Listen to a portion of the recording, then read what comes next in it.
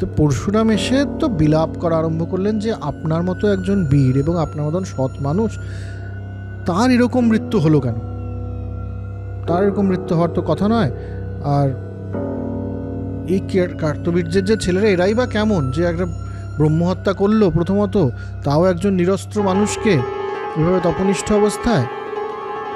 সাংঘাতিক খেপে গেছে পরশুরাম, সাংঘাতিক খেপে গেছে। তার বাবার শ্রাদ্ধ শান্তি হওয়ার পরে সে বললেন যে আমি ধ্বংস করে দেবো এদেরকে।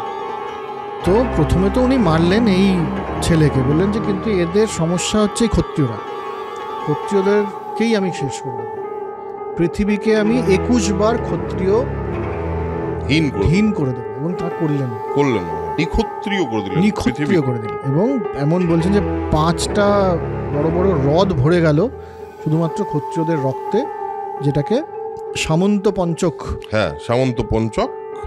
হ্রদ বলা হয়।